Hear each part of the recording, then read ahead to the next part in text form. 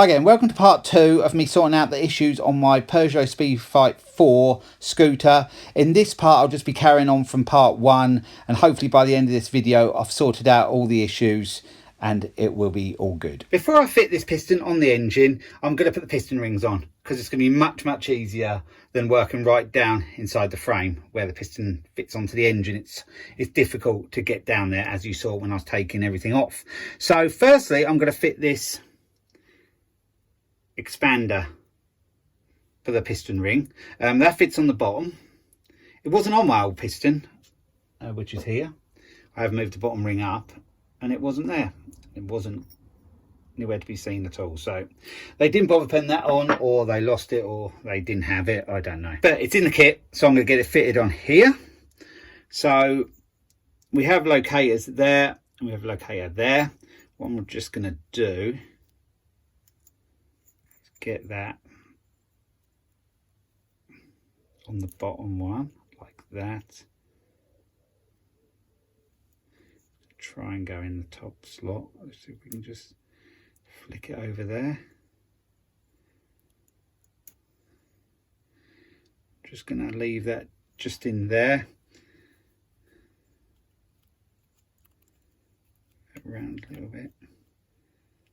I've left that just so it's an even gap between where that little locator is. I've had a good look at the piston rings and they both say T on them.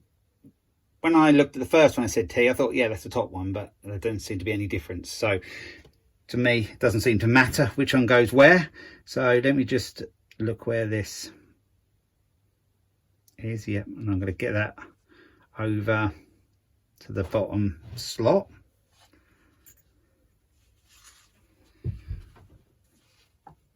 Which will be that there.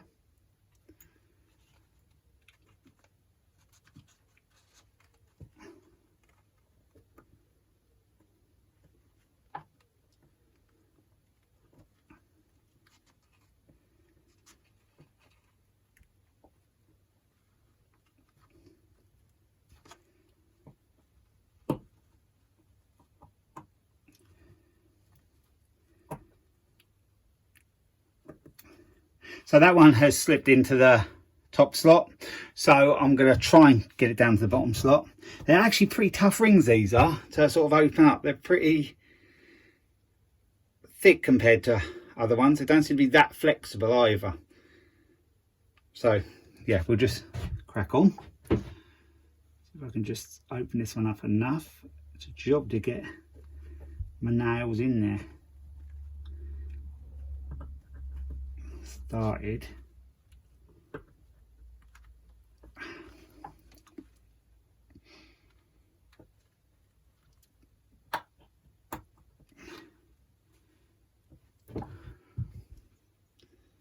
Just about done it. It's in. Really was a tough ring to open up, that is. I've still got to do the top one, but it should be easier now.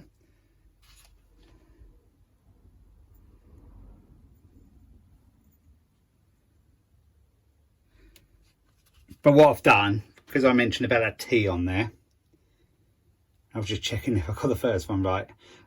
That's just going to go towards the top anyway, that T. So that's how the first one is. So I'll do the second one the same.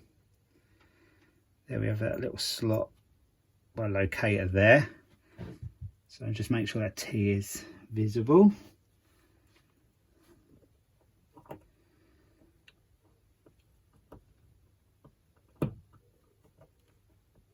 We're in.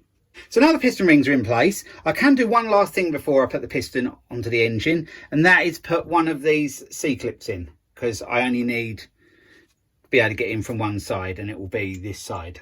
I plan to push that pin through. So I'm gonna put the C-clip in that side. The piston has to point downwards, and that's the arrow.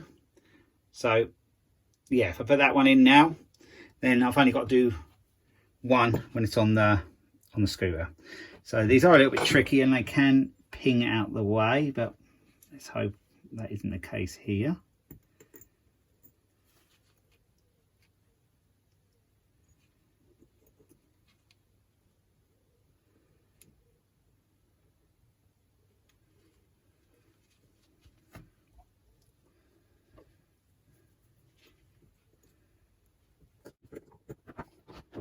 So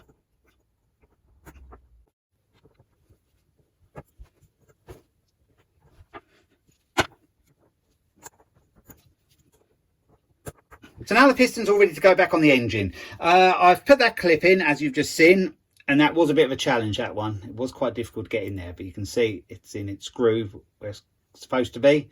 So that's all good. So now I'm going to be getting this on the conrod, but before that, I've got to put this small end bearing in. I'll just dip that in some oil first. And yeah, put that in. And then I've got this pin to slip through the piston, and then put that other C-clip on. So now we'll head over to the scooter and get all this fitted. I've got the small end bearing here. I'm just gonna slip that in place there. And just see it on there now. So that's in place.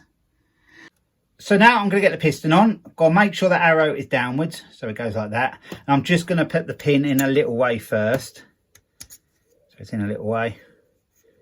And then I should be able to just put that down there like that and try and find the center of where that bearing is.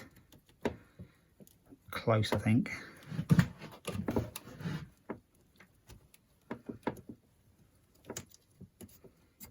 Yeah, it's in.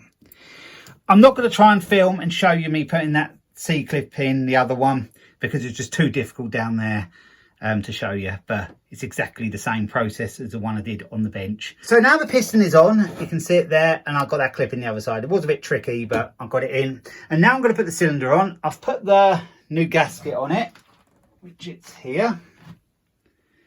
So the gasket is on it. So what I've got to do now is squeeze the rings and then push this over. But I'm not going to be able to show you that because it's going to be just my hands in the way, because we've only got that little space to work with there. So I'll get that on. I'll be back with you when that's on. As you can see, I've got the cylinder on now. It was a bit tricky down there, but we did it. And what I've done at the moment is just put 2 studs in and spaced them out, just so I can show you the piston going up and down.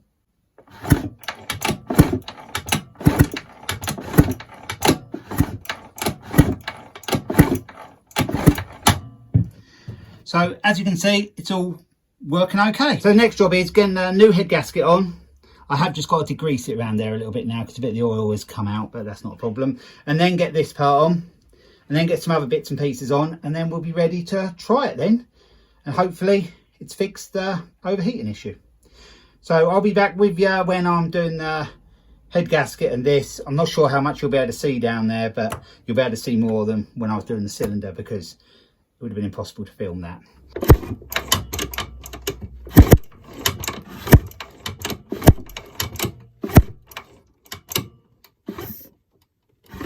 So now I'm going to put the head on. I'm sure the gasket goes like that, because if you look there, and look at that piece on the gasket, makes sense to me. So I'll get that on, I'll get the bolts and we'll get that on.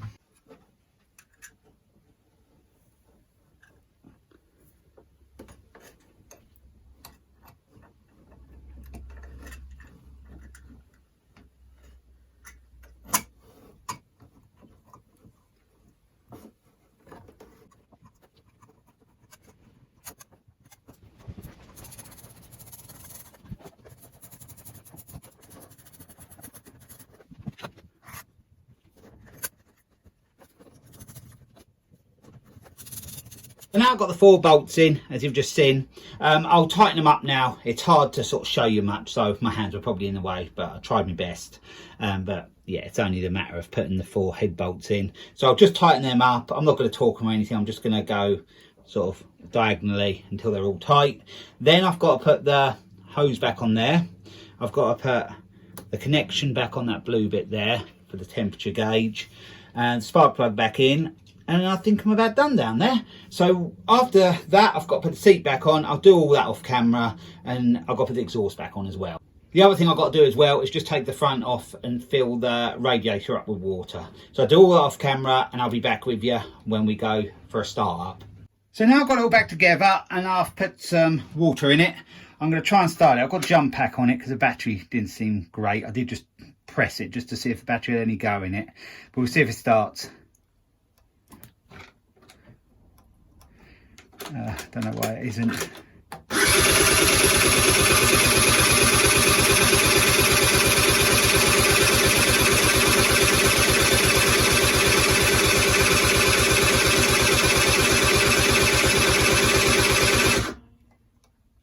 Very strange, it doesn't seem to want to start. It did this a little bit before. Whenever I'd left it and I went back to it after a few weeks, it didn't want to start. It's as if the choke isn't working. I did put a new choke piece on it a while back.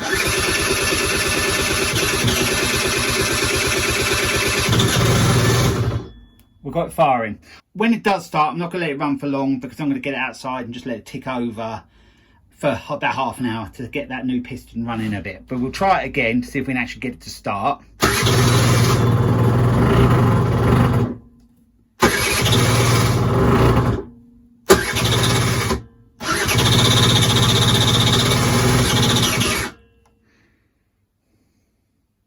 What's the sound of that?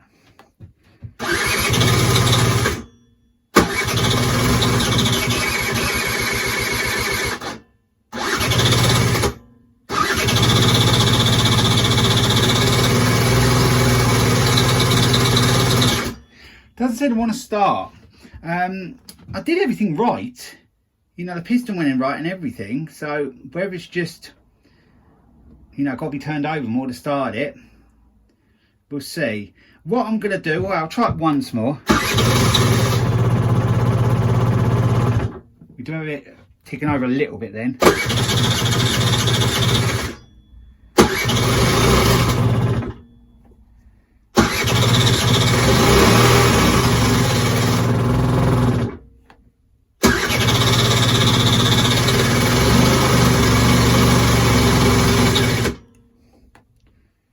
For some reason it doesn't like that sometimes if I keep pressing the starter too long.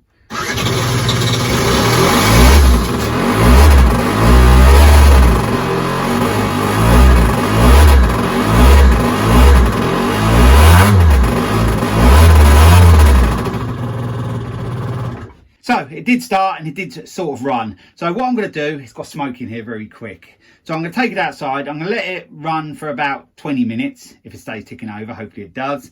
And then I'll be back with you after then and we can check to see what the temperature gauge is sitting at. The Peugeot's been running about 20 minutes now. And if we look there, it hasn't gone above 3. So yeah, that's just right. I did have a slight water leak, but it was only the hose clip there. And yeah, pleased with that. Seems to be okay.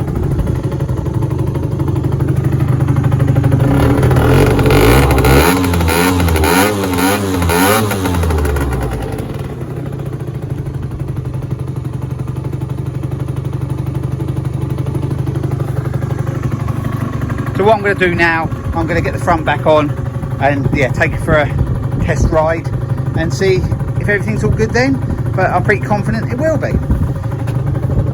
Water is circulating okay, feel all that's warm. But that was short-lived, we're back in the shed. It didn't actually overheat, that seemed to be okay, but what it did do was start cutting out and misfiring and backfiring and yeah, it wouldn't rev out, only occasionally. So I had to sort of limp it back the best I could. And it doesn't do it when it's on stand. When it's on the stand, it revs out perfectly. When it's under load, it doesn't. So what I'm going to do is, well, there's two things I'm going to do. One is a simple one, and I've ordered one because I didn't have one, a new spark plug, because I've never put one in it. And I am wondering whether, when it's overheated the spark plug and it's just not working correctly anymore. But the other thing I've never done on this either is clean the carburetor, which is just there. So I'm going to take that off. All I have to do that is a Jubilee clip there, and there's one on the other side that goes to the air filter. So I'll get that off camera, and then we'll get it on the bench and give that a clean out. I'm going to do away with the automatic choke. I found out you can get one which is manual, just has a little lever on top, and I've worked out I can just get my hand underneath where the mud guard is, to do that, even though it's quite hidden under there, I can reach under there. So I'm going to go for a manual choke, which I much prefer. I don't like auto chokes. It didn't overheat, but it didn't stay as cool as I wanted it to. It was going to sort of 4 or 5 bars, and that was higher than I would have thought it should be. But I can't understand why that is, because everything looks good. I've done the new head gasket, as you've seen. Everything's had a flush out and everything, and I would have thought it would have all been good, but perhaps these do run a little bit hot. I don't know. I can't find massive amount of info on these. So what I'm going to do is remove the thermostat. Not really sure it's needed. I don't really think it's needed. So I'm going to remove that, and hopefully that does just keep it that little bit cooler. But there's no residue in the water at all now. I've put my finger in the header tank, and there's no oiliness or anything in that. And it has been running a little while now, so I think I've sorted out the overheating issue. It's just I just want to get it to run a little bit cooler, so I think taking out that thermostat will do that. So yeah, what I'm going to do now is just take that carburetor off, and then I'll see you on the bench, and then we'll give that a clean out. So now I have the carb on the bench. What I'm going to do first is take off the auto choke, because when the manual one comes, I'm going to put that in. So I'll get that removed first. It's just 2 little bolts there.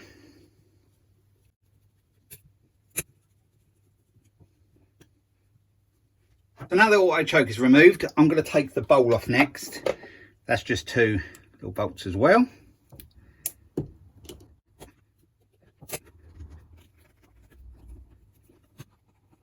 Now I've removed them 2 bolts, we'll pull the bowl off. Doesn't look dirty in there, but at least I'll know if I go through it, it'll be clean. So just in case something is lurking in there somewhere. So now I'm going to take the float out. Just get some little pliers for that.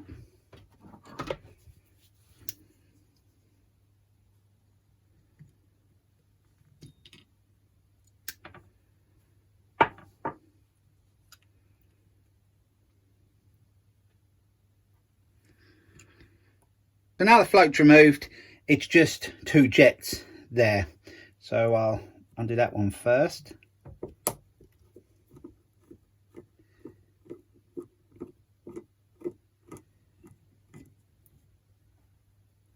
And then the bigger one.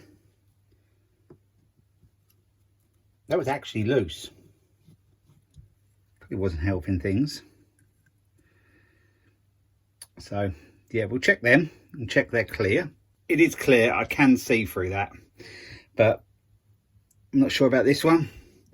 But I'll give them a good check and make sure they are clear. The bowl gasket is still stuck to the carb, but that fits in that groove. So what I'm going to do is take it off of there and then fit it in the groove when I put it back on. So I'm just going to carefully get that off without damaging it.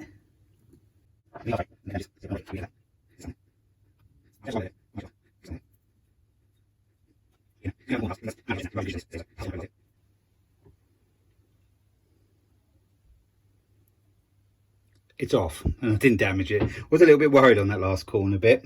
So now that rubber gasket's off, I haven't got to worry if I spray it down with carb spray. So now the next step is that fuel adjusting screw there. I'm going to put it back in the way it is now. So I'm just going to screw it in with there. So we'll count half, 1,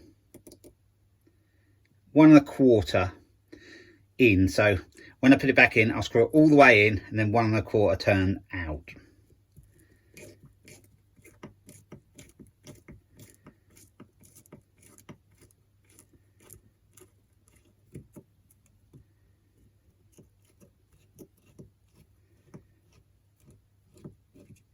So we'll just pull that out. Has got a spring on it, so I'll just keep that together. And we also have the tick over adjusted there. I'll do the same with that because it was ticking over okay. So we'll screw that in fully. Half, 1, half, about 2. That one is easy adjustable afterwards anyway, because it's just got a turn bit on there.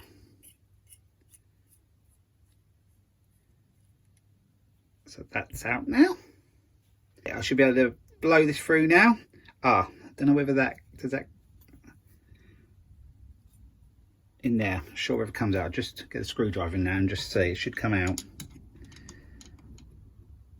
Yeah. So we have that to check as well, to check that's all clear. Looks nice and clean. The last thing to take out is that sensor, and that I believe is for the auto choke, but as I'll be putting a manual one on it, that'll be redundant, but it'll still have to go back in. It just won't be wired up. So we'll undo that. It was easy to undo anyway. So get that out as well. And then that'll allow me to blow right through the carb with the airline after I've sprayed some carb spray through all the little holes all round. So I'll do all that off camera and I'll be back with you to fit the carb back together. So now the carb's all clean, I'm gonna get this piece back in first. So I'll push that in there like so.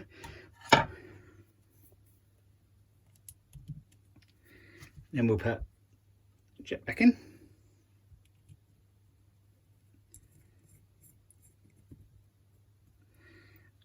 And then the small one goes in there. I'll tighten both of them up.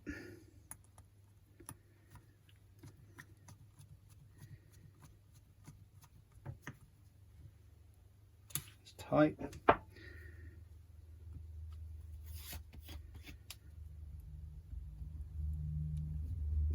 And that one's tight as well.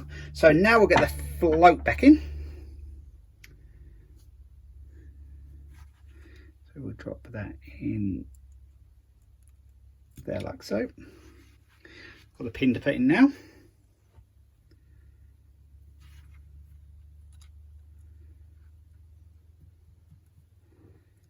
sure it goes all the way through like that. You can see a little bit both sides. I think we're ready to put the float bowl on, and I have pushed that rubber gasket in there, so that's all good. So we get that on, just check I haven't forgot anything. I think we're all good to go. So now we'll just tighten up them two.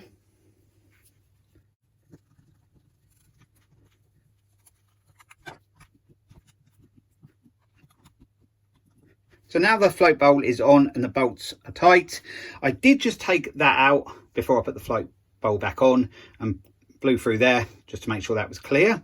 So what have we got to do now? We've got that sensor to put back in. I'm actually not sure whether that'll be necessary, as I'm going to go with manual choke, but I don't want to lose the bits in case I ever want to put it back to auto choke. So I'm going to put them back in because they'll just be there. They're not going to do no harm on there. So just screw that back in. Then I'll tighten that in a second. I'll put that back on.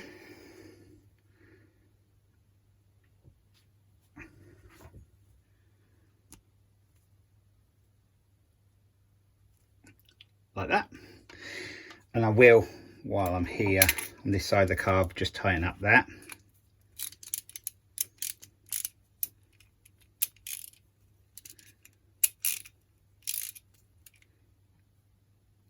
All we have left to do now is just to put in these fuel adjustment screws. This is the tick over one.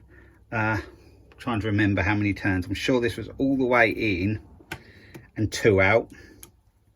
But I can get to them afterwards, so it's not a problem if they're wrong and they need adjusting afterwards. So that's all the way in. Half, 1, half, 2. And I do remember this one was 1 1/4 out, so I've got to screw that all the way in.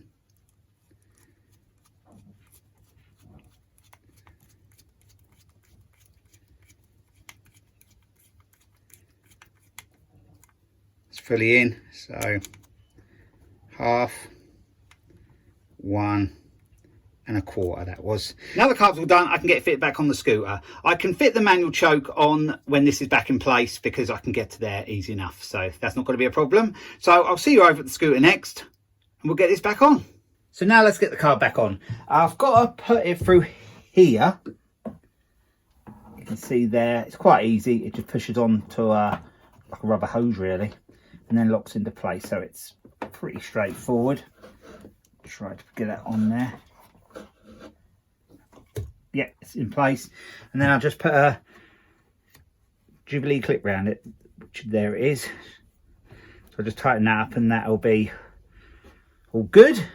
So I'll bring you back in when I'm fitting the manual choke on. So now I've got the carb on. Before I put on the new manual choke, I'm just going to get this throttle slider back in. There's a little slot in that part that locates to a little piece in the carb, so it slides into place. So I'll get that in now.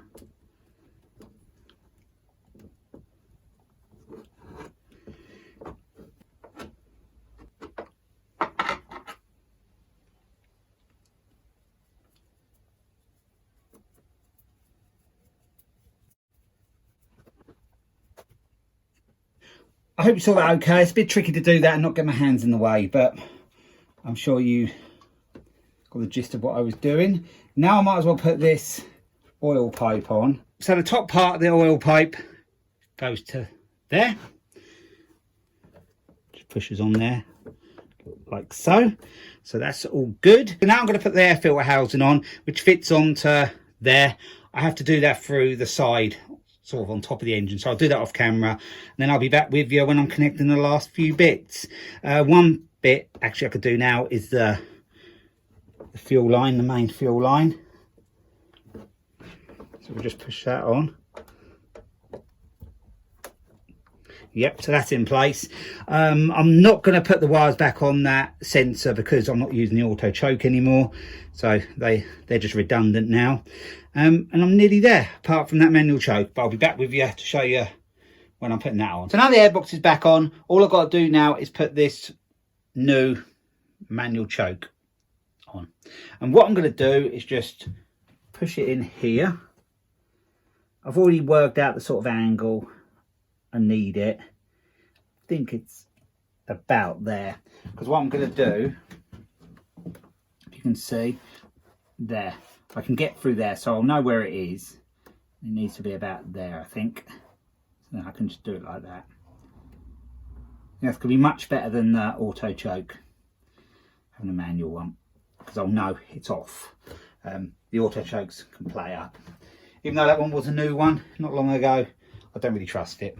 So to secure that in place, I've just got to put this bracket on with two little bolts. I'll do that off camera, and then I'll be back with you, and we'll more or less be finished on this then. There's one last thing to do though, and that's a new fuel filter. That hasn't come yet, so that'll be the last job. Then I can get it all back together, and then we can give it a try. So I think the Peugeot is all okay now. I checked for leaks while it was running where I took the thermostat out from, and that seems to be all good. I've put the new spark plug in, new fuel filter down there. You saw me clean the carburetor, and before all of that you saw me do the head. So yeah, I think it's going to be okay now. I've had it running outside for a good while. Yeah, and the temperature was only getting to 1 bar, but I didn't have it running for too long, so I expect that to go up to 2 or 3 bars, which will be just right. So what I'm going to do now, I'm going to put the front back on and the seat part back on, and I'm going to take it up the road and try it out. And what I'll do, I'll come back to you after I get back, just to confirm everything's okay. I'm pretty confident it will be this time. Just before I go and test this out, I'll just show you a cold start. I am touching the exhaust, you can't see that, but I am. And I've put that manual choke on, so in theory it should just be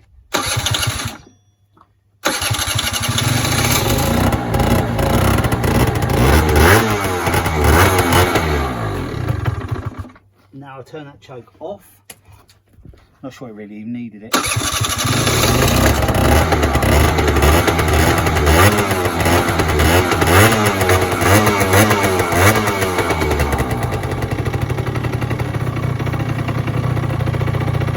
There you can see it's ticking over okay. So I'm going to give it a trial, and then I'll be back with you when I get back.